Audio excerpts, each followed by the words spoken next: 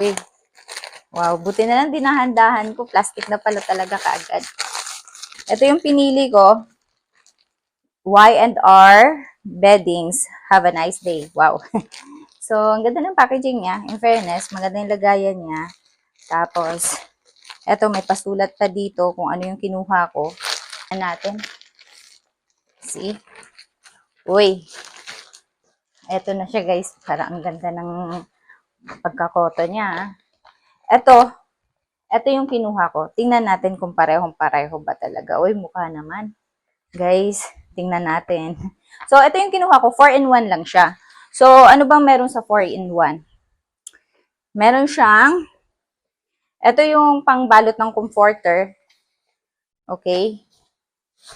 Yan. Ito yung pang-comforter. Pambalot lang.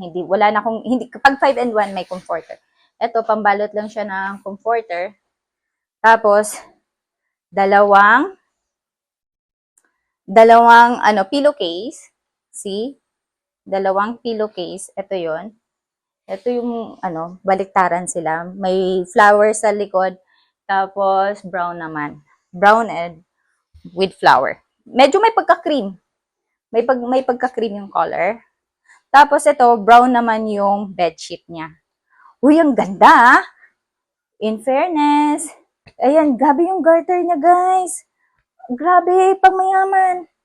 Pangmayaman ito. So, eto na siya. Tingnan na natin, guys, kung talaga maganda siya. Pero, yung cotton talaga, ang ganda, guys. Hindi siya chipipay na cotton. Maganda. Nakakatuwa naman. Hindi ako disappointed, ah. Masaya ako.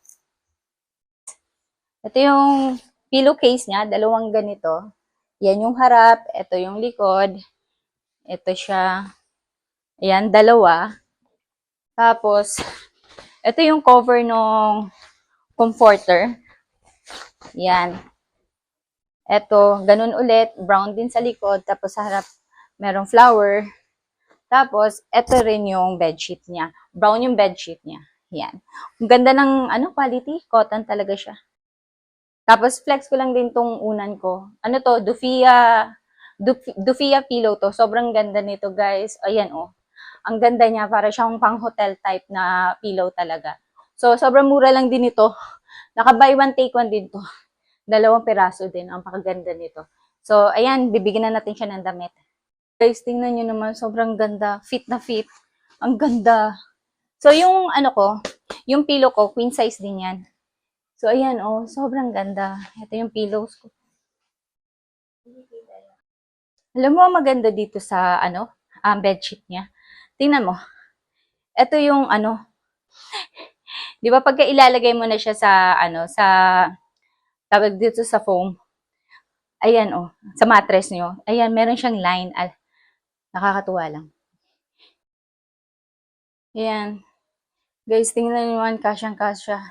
Queen size. Actually, itong size ng bed ko, 7.5 inches pa to. Meron pa nga siyang allowance. Ayan, oh, may allowance pa siya. Nakakatuwa. Kasi kadalasan, yung bedsheet hanggang dito lang, ganyan. Ito talaga, pasok, oh. Kahit makapal yung foam mo, pasok talaga siya. Nakakatuwa. Ayan, sobrang ganda niya. See, kahit 9 inches or nyo, kasya pa, may allowance pa talaga ng konti. Ayan, oh. Ito yung natin, ito yung comforter natin. Dadamitan natin siya. Yung comforter natin, dadamitan natin siya. At, ayan. Ito naman yun, may pa-zipper dito. Ayan, dito natin siya ipapasok. Papalaman natin siya dito. Pag naglagay kayo ng comforter sa loob, guys, unahin nyo muna itong sa dulo. Kasi pasok nyo muna yung dulo nito, tapos dulo sa kaliba. Tapos saka nyo ibaba, ha? Ito na siya.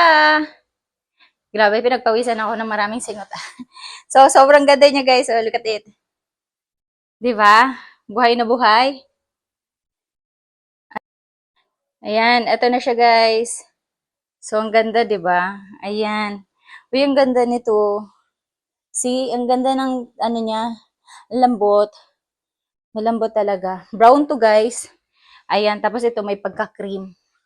Tapos ito, may pagka-brown. to orange. Ganyan. Ganda. So, yan yung free niya. Ay, yan yung 4-in-1, guys. 2 pillowcase, isang bedsheet, tapos isang duvet ba, tawag doon? Or pang-cover ng, comforter. Hindi na ako kumuha ng comforter, guys. 5-in-1 yung comforter. Tapos ito, 4-in-1 lang. Hindi na ako kumuha kasi meron ng comforter dalawa. So, ayan.